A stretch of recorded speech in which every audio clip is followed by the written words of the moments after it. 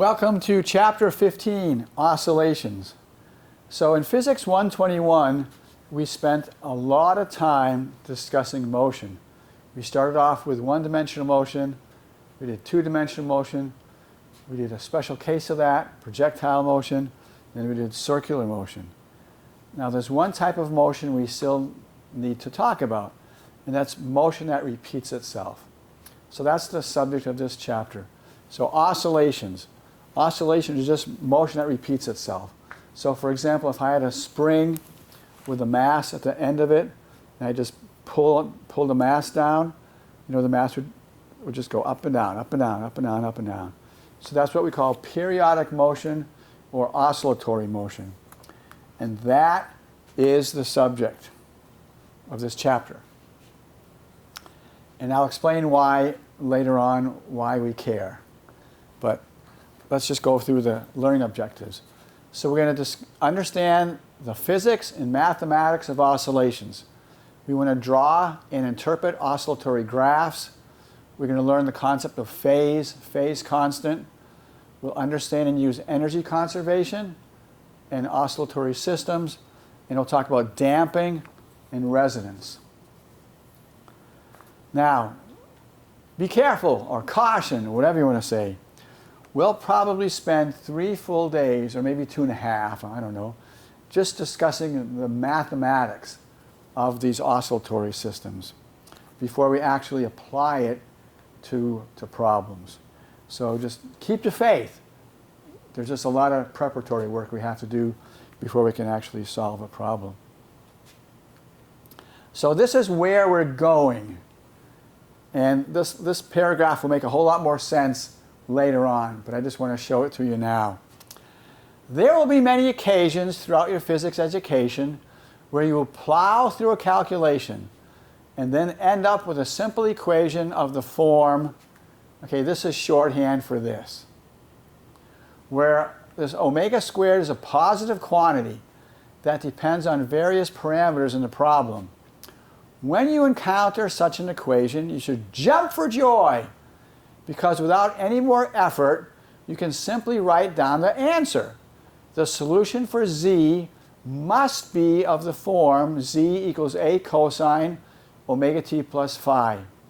No matter how complicated the system looks at first glance, if you end up with an equation that looks like this, then you know that the system undergoes simple harmonic motion with a frequency equal to the square root of the coefficient of z.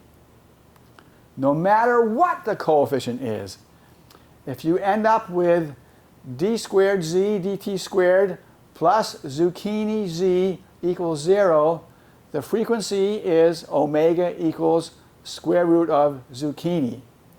Okay, so that's going to make a lot of sense in a few days. Now, so this is Richard Feynman. He was a Nobel Prize winning physicist. He developed his own way of doing quantum mechanics. So he was a genius. And this is a book. It's actually 2 books that combine them into one. Surely You're Joking, Mr. Feynman, Adventures of a Curious Character, and What Do You Care What Other People Think?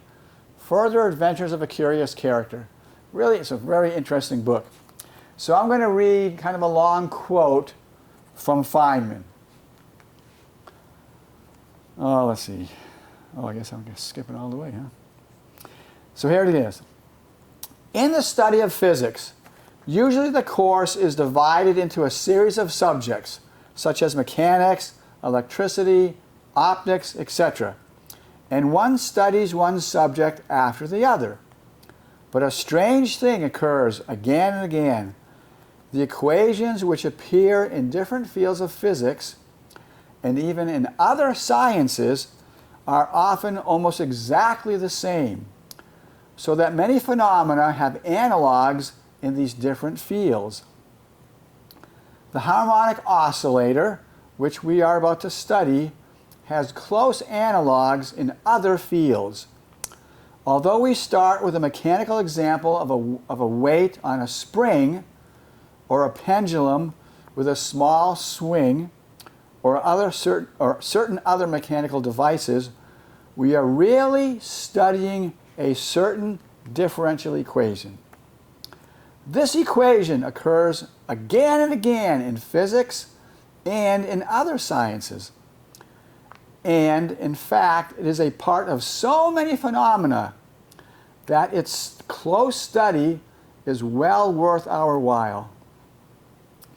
Some of the phenomena involved in this equation are the oscillations of a mass on a spring, the oscillations of charge flowing back and forth in an electrical circuit, the vibrations of a tuning fork, which is generating sound waves, the analogous vibrations of the electrons in an atom, which generate light waves, complicated interactions in chemical reactions, the growth of a colony of bacteria in interaction with the food supply, and the poisons the bacteria produce, foxes eating rabbits, eating grass, and so on.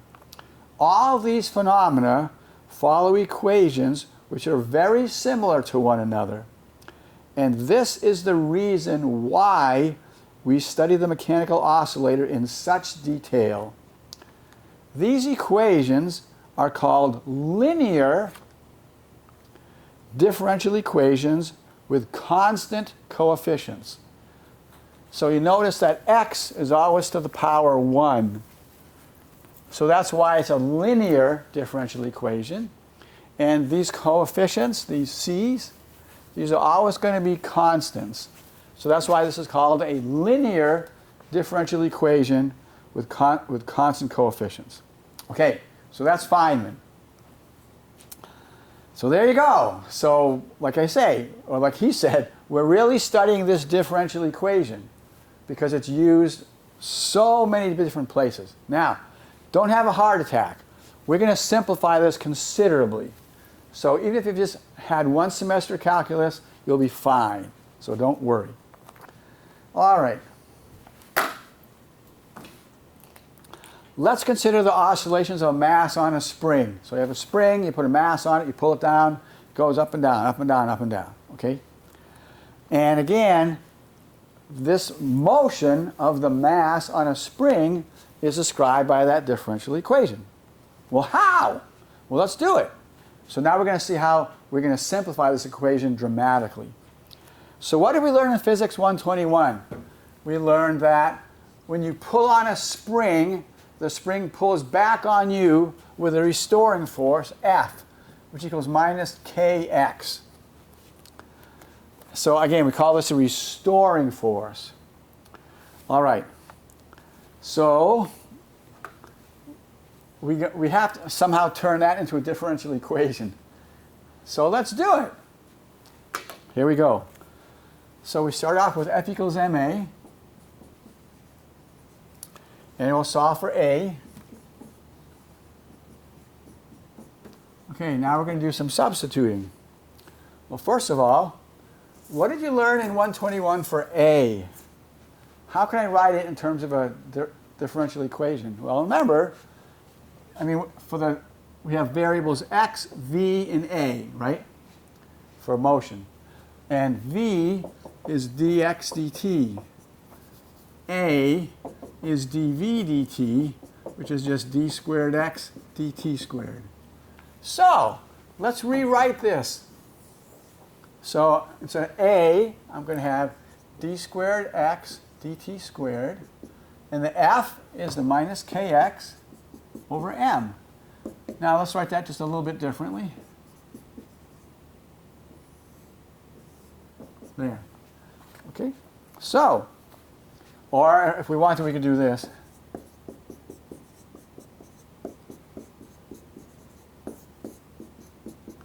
All right. So look, that is a special case of that. Look it. The x is to the 1 power. The coefficient, here the coefficient is 1. Here the coefficient is the spring constant over the mass. It's a constant. So this is an example of a linear differential equation with constant coefficients. And you have to admit, this is a whole lot nicer than that, right? So there you go. So this is the same equation as this. But we want to write it like this, and you'll see why momentarily. Now, notice something. When we did kinematics in 121, we always had the acceleration was constant. And then we could use those three kinematic equations. However, come on, is the acceleration constant here? No way, right? The acceleration equals minus k over m times x. So the acceleration is not constant, all right? So you can't use kinematic equations for what we're going to be talking about.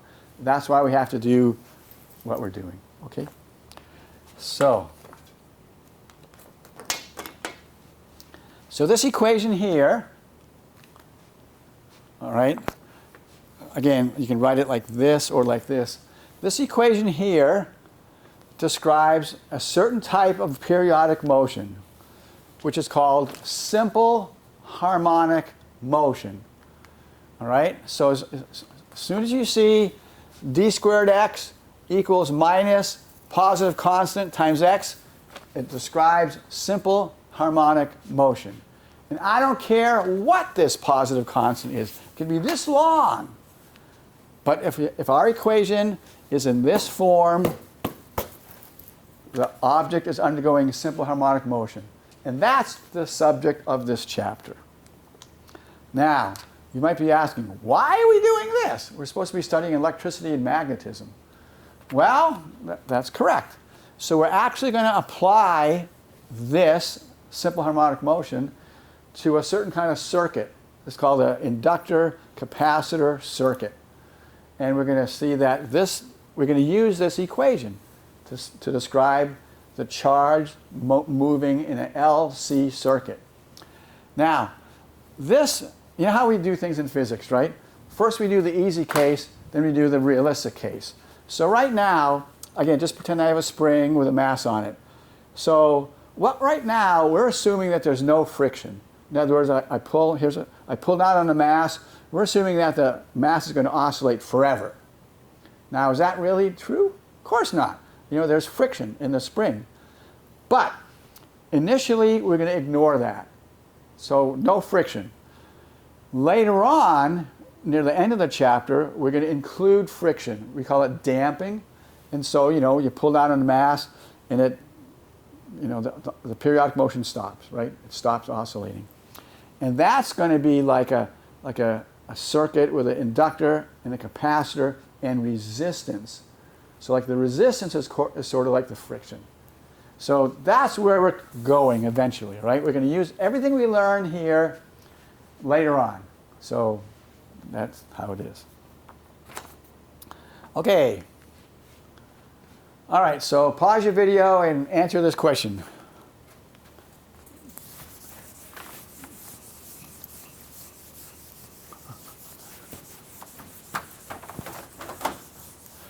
All right, an object can oscillate about what? Well, a stable equilibrium point. Remember we talked about this in Physics 121? If this is a bowl, and here's a marble, and if you just hit the marble just ever so slightly, what's it going to do? Back and forth, back and forth, back and forth, right? So it's oscillatory motion. It's periodic motion, back and forth, back and forth, back and forth. So that we call that a stable equilibrium point. On the other hand, here's a ball flipped. So this is at rest, and if I just give it a little hit, what's it going to do? Is it going to go back and forth, back and forth? No, not at all. So we call that was a unstable equilibrium point, right? This was stable, this was unstable. So this is the one where you're going to get oscillations. Okay, which of the following is necessary to make an object oscillate? So pause your video and figure it out. Okay, we're back. Which of the following is necessary to make an object oscillate? Well, you certainly need a stable equilibrium. You certainly need little or no friction, and you need a disturbance to get the ball going. So it's all of them. All of them. And you'll see that as we go along. Okay, so let's go back to the simple harmonic motion equation, which is, again, don't forget, this is F equals minus kx, you know? I mean, F equals minus kx is an example of that. So this is a second order differential equation. Let's solve it. Now, none of you have probably had differential equations, but it's okay. If you had one semester calculus, that's all you need. So just stare at this. What does this say? It says you have some function, you differentiate it twice. You get the same function back, multiplied by a negative constant. That's what it says, right? All right, so what I want you to do, think of your math classes. What function do you know that when you differentiate it twice, you get the same function back with a negative constant in front of it? So think about that. I'll give you a hint. Trigonometry. Think of a trigonometric function. You differentiate it twice, you get the same thing back with a minus sign. Well, hopefully you realize sines and cosines, right? Sines and cosines. If you differentiate them twice, you get the same thing back with a minus sign. So, all right. So so either one of these would work, right? Because, I mean, you take the derivative of sine, you get cosine. Take the derivative of cosine, you get minus sine. Or you can say you take the derivative of cosine, you get minus sine. Take the derivative of minus sine, you get minus cosine. Okay, so either sines and cosines are going to work. All right, great. And here's the sine graph, and here's the cosine graph. Okay, so we have two possibilities. Well, we don't want two possibilities. We want one. Okay, we want to just use one, either the sine or the cosine. So how do you choose? Well, you have to choose based on the physical situation. So here's a physical setup. So here's a wall. Here's the tabletop or whatnot. No friction, all right? Springs attached to the wall. The mass is attached to the spring. So this is called the equilibrium position, x equals 0. That means if you just put this here and you didn't stretch it or press it, that's where the mass would be, all right? So that's called the equilibrium position. On the other hand, if you pull it to x equals a, that's the initial position. It's the amplitude, a amplitude. Then you let go, what's it going to do? It's going to oscillate between a and minus a. Again, this is the ideal case, right? We're ignoring, the damping forces in the spring. Okay? So this is always going to be what we're going to do. So you kind of want to remember this, all right? We're always going to take the mass, pull it to a, pull it to x equals a, and let it go. Always. Now, we might start taking data, here, or wherever. We'll talk about that later, but the point is we're always going to pull it to x equals a and let it go. All right? Okay, so if we're always going to pull it to x equals a and let it go, should we use sine or cosine? Well, if we use sine, then our initial position would be 0. We don't want it to be 0. We want it to be a. So we're going to use cosine, right? We're going to always use cosine because that matches our physical setup. All right, so we're always going to use cosine. Okay, so we need to review some terms before we make any more progress. So here's a nice cosine graph, right? Goes between 1 and minus 1. All right, so the amplitude is from 0 to here. So it's just 1 meter, right? It's not this, okay? The amplitude is from 0 to the maximum. So the amplitude for this graph is 1 meter. Okay, the period is the time for one oscillation. So like if this were astronomy, we would say the period is the time for an orbit. If we had a grandfather's clock, we would say the period is the time for, from here back, right? One complete oscillation. Okay, so what's a period? Well, here it's at 1, then it goes to -1, then it goes back to 1. So this is one oscillation, right? So it's 2 seconds. So the period, uppercase T, right, for time. So the period, the time for one oscillation is 2 seconds. What's the frequency? Okay, so the period is 2 seconds. The frequency is defined to be 1 over the period. So it's 1 over 2 seconds. Or you can say it's a half, inverse seconds, whatever you want. Now there's actually a unit for inverse seconds. It's called a hertz. So you can say a half a hertz. Either way, you know, you can say 1 over seconds, you can say seconds to -1, you can just say hertz. Most people say hertz, but it doesn't matter. You can, any one of those is fine. All right. Now, this here is an equation that describes the curve, the green one up here. So you learned this in trigonometry a long time ago. So this is cosine, right? It's just a cosine, you know. So A is the amplitude, 1 meter, 2 pi t, 2 pi t. The period is 2 seconds, so 2 seconds. So this describes that. Let's just check it. All right, let's just check it at a few places. So let's check it at time equals 0. Right? So this is time here, right? Let's check it at time equals 0. So if this is time is 0, this is 0, cosine of 0 is 1, so therefore x would be 1 meter. Right there, 1 meter, so that works. Let's check it at, I don't know, let's check it at 1 second. All right, right here. So here's 1 second. So we have 2 pi times 1. So we have 2 pi over 2, right? So the 2's cancel, and we get cosine of pi. Cosine of pi is -1. So bingo, right there. And you can just keep doing it. But all I'm saying is this equation just correctly describes that graph. Okay, now let's play around with this for just a minute.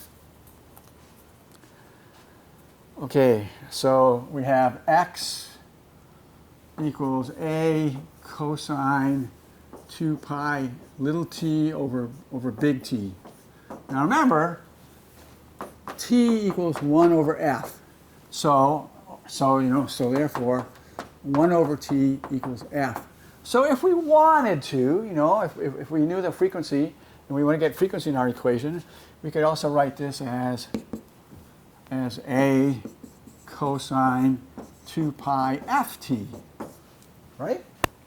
Okay, now, for reasons which you'll understand soon enough, but not right now, we're going to define omega as 2 pi f. All right, now, and what are the units? Well, frequency is 1 over seconds, and whenever you have a pi, it's a radian, right? So this is units of radians per second.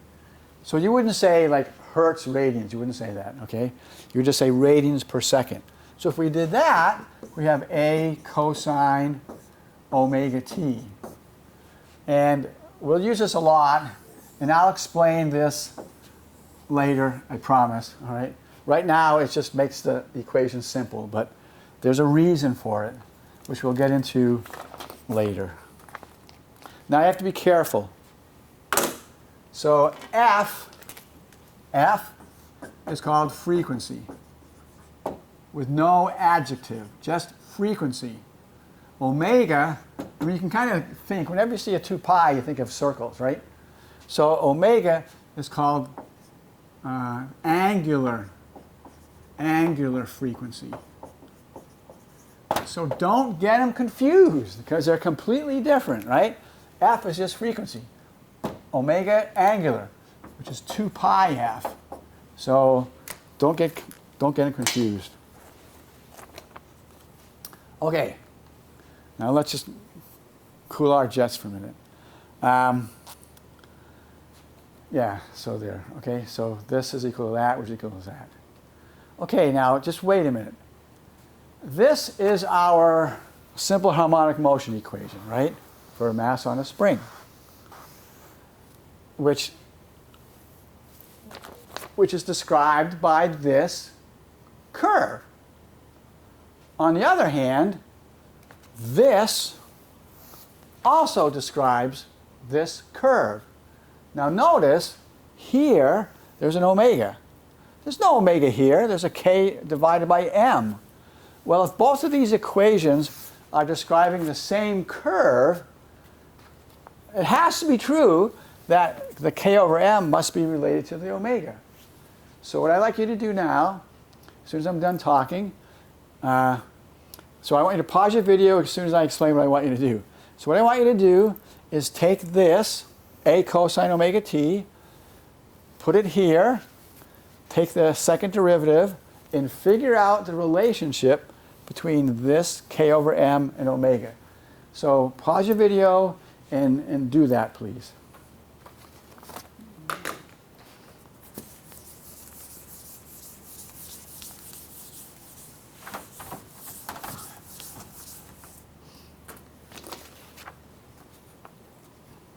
Okay, so let's do it.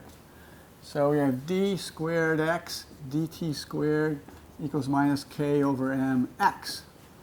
So, and we have x equals a cos omega t.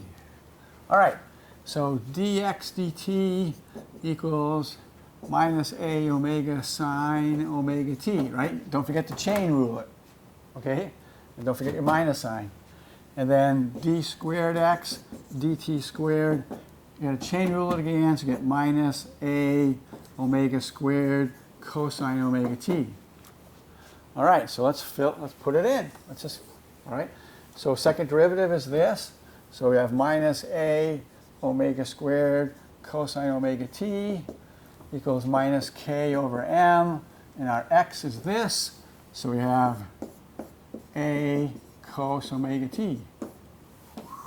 All right. Wow. So here's, get rid of that a, get rid of that a, get rid of that cos omega t, get rid of that cos omega t, and get rid of that minus sign, get rid of that minus sign. So what do I have? I have omega squared equals k over m, or omega equals square root of k over m. Now, this might seem to you just silly mathematics, but we're going to actually use this, all right? This is going to be really important later on. This is like the zucchini. Remember the zucchini in that quote that I read earlier? This is the zucchini, okay? So omega square root of k over m constant. So that's going to be super important later on. All right. Now, what we want to do is we want to obtain relations for the frequency and the period. Okay? Well, so omega is 2 pi f, which is a square root of k over m. Therefore, f is just 1 over 2 pi square roots of k over m. So that's the frequency of the system, right? And then, of course, the period of the system is just that reciprocal, so just 2 pi square root of m over k.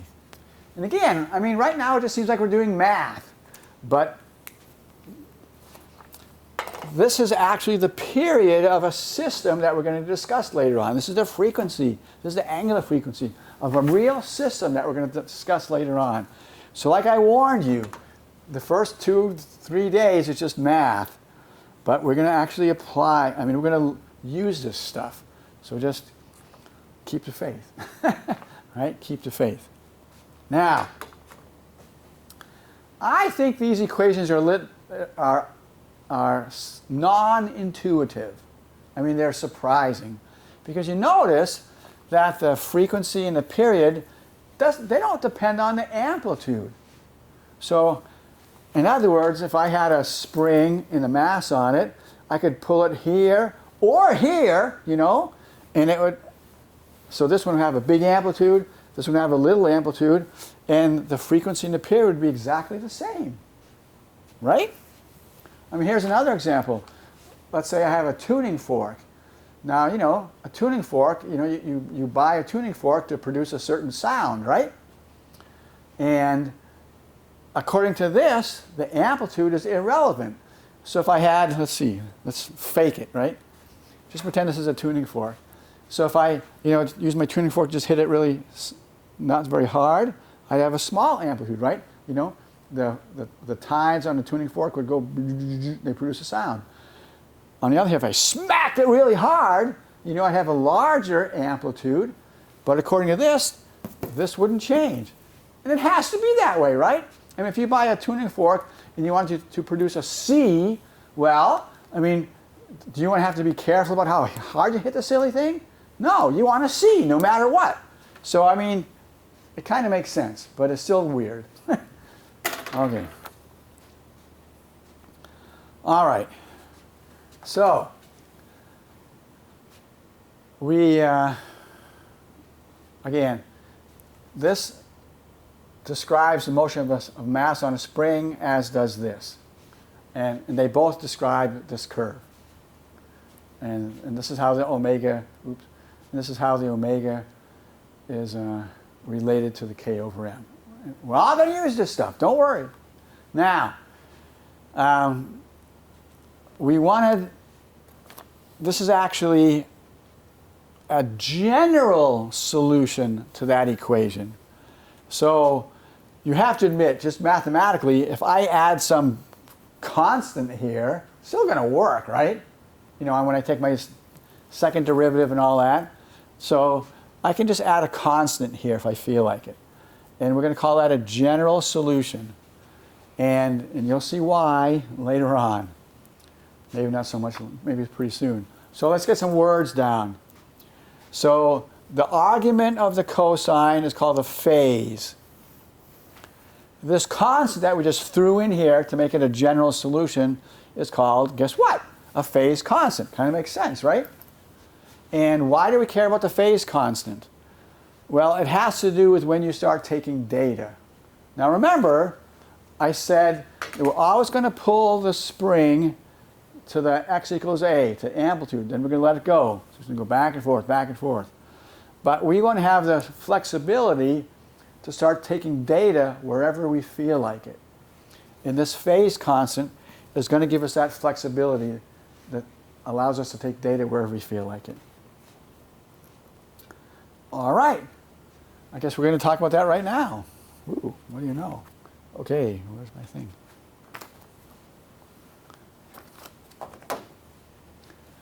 All right. Yeah. Okay, here is a question for you.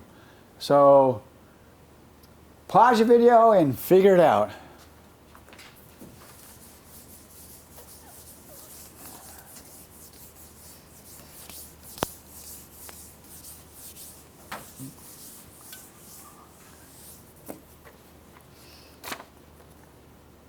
All right. Okay, so now we're saying that the phase constant is 0. So where do we begin data taking? In other words, what are we saying? That means where is the mass located at time equals 0? Because that's what we mean, right? We start taking data when time equals 0. So where is the mass located if phi 0 is 0? And not only that, in what direction is it moving? Okay, so remember, we start here. So let's just do it. So we have x as a function of time equals a cosine omega t plus phi 0. All right, we're saying phi 0 is 0. We want to find out where, you know, the position at x equals 0, I mean at time equals 0. So x at 0 is a cosine omega 0, right? Well, cosine of 0 is 1, so it's just a. Agreed?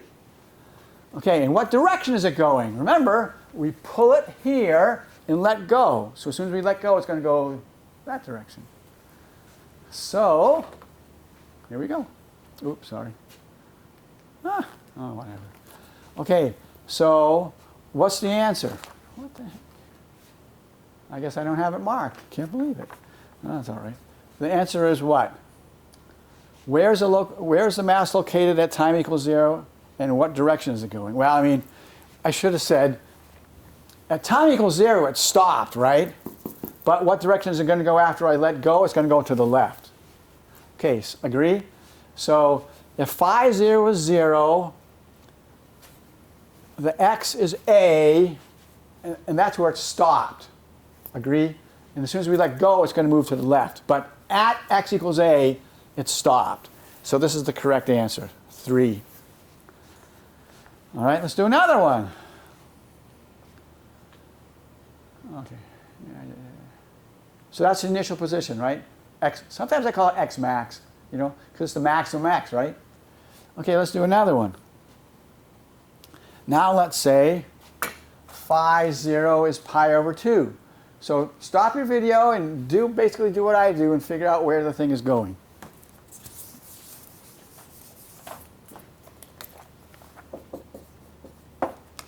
Okay, let's figure it out.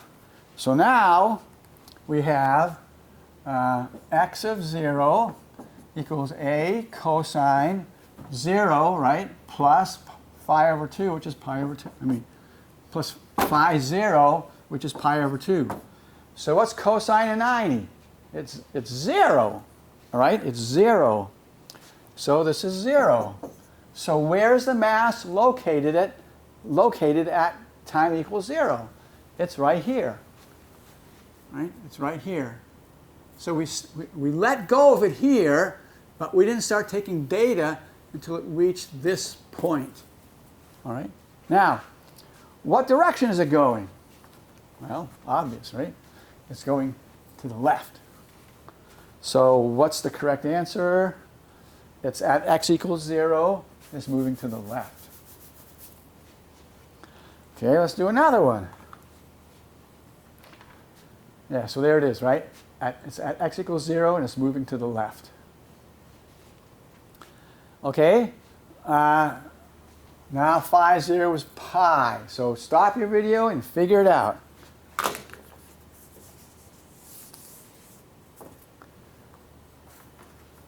All right, let's go. So x time equals 0, that's when we click the stopwatch, right? It equals a cosine 0 plus pi. Okay, what's cosine of pi? It's minus 1. So this is a times minus 1, which is minus a. So what does that mean?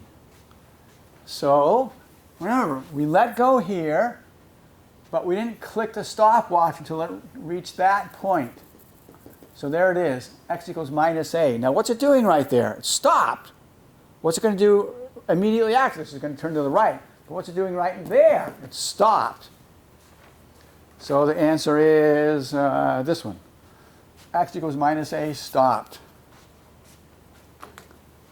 So, okay, whatever. So there it is, right? It's right there at x equals minus a, and it stopped. Okay, let's do some more. There's a reason for this. All right, let's do phi 0 is 3 pi over 2. So stop your video and figure it out. Okay, we're back. So x at time equals 0, that's where you click the stopwatch, equals a cosine 0 plus 3 pi over 2. Okay, what's cosine of 3 pi over 2? That's 0. Okay, so again, this is 0. So what does it mean? Well, again, we let go here, went here, now it's right there. Okay, it's right there. And so what direction is it moving? To the right. So the answer is, well here, x equals 0, and it's moving to the right. All right? Okay, one more, and you can probably figure out which one it is. So now let's do, by the way, 3 pi over 2, okay, look. 0, pi over 2, pi, 3 pi over 2, right? Well, it's more convenient, and you'll see why later. Sorry to keep saying that. Instead of saying 3 pi over 2, we're going to say minus pi over 2. Okay? Same thing, right? And you'll see why. Keep the faith. All right, last one. Oh, yeah, so there it is, right? It's at x equals 0, moving to the right. What did I just do? Okay, let's do this one now. Now we want phi 0 to be 2 pi. So stop your video or pause your video and figure it out. Okay, we're back. So x at 0 is a cosine 0 plus phi over plus 2 pi. Okay, what's cosine of 2 pi? Same as cosine of 0, which is 1. So it's just going to be a. All right? So we started here, we went here, we went here, then we went here, and now we're back. So what's it doing? It's stationary, right? It's completely stationary. So what's the answer? Here we go. This again. All right? So there we are. Stationary. Okay, so what did we just learn? We just learned that this phi 0 tells us the position of the block at time equals 0 when we click the stopwatch, when we start taking data. Okay? So that's incredibly important. Not only does it tell us where the block is, it also tells us what direction the block is moving. So two things. All right, so I mean, what did we just see? You know, we just saw this. Oops. All right? We just saw when phi 0 was between 0 and pi, it was going like that. So the velocity is negative. Then we saw on the way back, you know, we had minus pi, oops, 0, whatever. Okay? For that, it was moving to the right, so the velocity is positive. Okay? So that phi 0, that phase constant, is incredibly important. Again, it tells you the position of the, it tells you x, the position of the block of mass m, you know, when you start taking data, and it tells you the direction of the velocity. So, pretty important.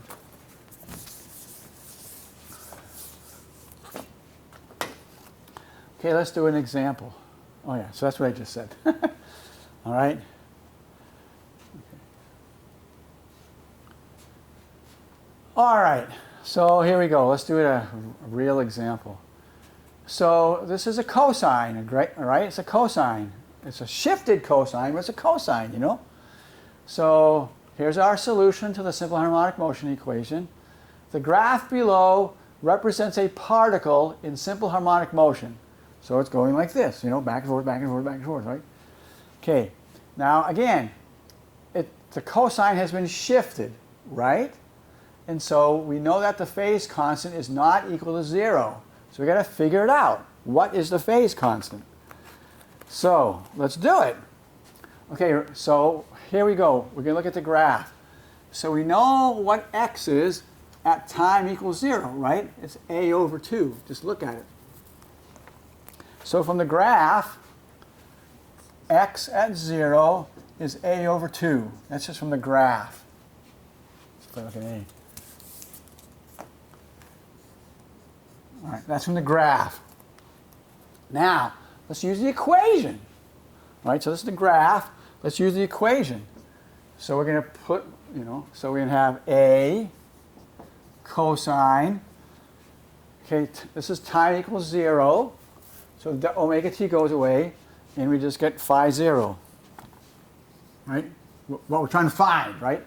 Okay, so everybody agree? X at time equals 0 is a over 2 from the graph, and then you plug it in the equation. X at 0 is a cosine phi 0. Okay, so graph equation. All right, so what does that say? So there it is, right? We can divide each side by a, and here we are. So we know that cosine phi 0 is a half. Well, what does that say? It says phi 0 is cos inverse of 1/2. Okay, so hopefully you know your trig well enough. What angle has a cosine of a half? 60, right? wait, hold it, careful. All students take calculus, right? So it could be either here or there. So this is actually, and we like, instead of using 60, we like to use pi's, all right? So pi over 3, plus or minus pi over 3. All right, well, thanks a lot, but I don't want two answers. I mean, which one do I choose? The positive or the negative? Well, there's two ways to figure it out. Okay, what is this? Okay, remember this is an x versus t graph. What's the slope of an x versus t graph? Velocity, right? Velocity. So at time equals 0, what's the slope? It's positive, right? So at time equals 0, velocity is positive. Okay, now go back. Go back to this. If phi 0 was between 0 and pi, in other words, plus pi over 3, the velocity would be negative. If the phase constant is between minus pi and 0, velocity is positive. Well, we have velocity positive. So what does it mean? Is it going to be positive pi over 3 or negative? It's going to be negative. So this implies that phi 0 is negative pi over 3. All right? That's why this is useful, okay? Oops, sorry. All right. Here's another way to look at it. So, you know, here's a cosine graph. Kind of pathetic, right? Now, what have we done? How did we go from this to that? We shifted it to the right. Agree? Just a little bit, you know? We shifted it to the right. Now, when you shift a curve to the... Okay, let's go back. Hold on. So here. Let me back up and I'll get to it in a minute. So y equals... No, f of x equals x squared. Right? F of x minus 2... Okay, what is... No. What am I writing? F of x equals x minus 2 squared. What does that look like? What does that look like? Well, when I put in x equals 2, you know, this is 0, right? So it's like this. Okay? So in other words, if this is a negative, it gets shifted to the right. All right? If I had f of x equals x plus 2 squared, you know, then if x is negative 2 plus 2 is 0, so it would be like this, right? So if it's positive, it gets shifted to the left.